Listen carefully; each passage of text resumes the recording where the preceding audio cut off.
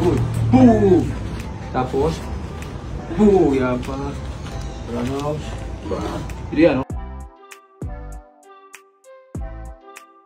Spotted si dating Kapuso actress Kim Domingo na nag-iensayo kasama ang isa sa mga fighting director ng Batang Quiapo na si Benzon Dalina o kilala bilang Turco.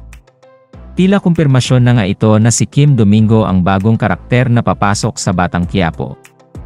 Matatandaan, marami ang naging haka-haka hinggil sa babaeng lumitaw sa trailer episode ng Batang Quiapo at ngayon ay tinapos na mismo ni Sir Benzon ang hula ng netizens sa bagong karakter na papasok sa Batang Quiapo.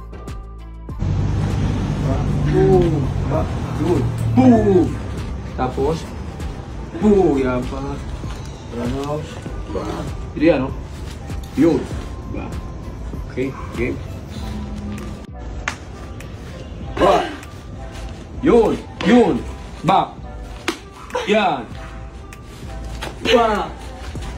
Diba? Isang buo. Nice decision, Kim.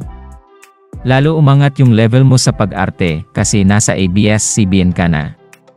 At sa Batang Quiapo pa. Ganito sana mga kapuso yung hindi sinisiraan yung ibang istasyon, not like dun sa isang page ng Kapuso puro bash. Kaya nag-aaway-away mga fans. Isang Kim na lang ang kulang. Congrats Kim, sana tuloy-tulo na projects mo with Kapamilya Channel.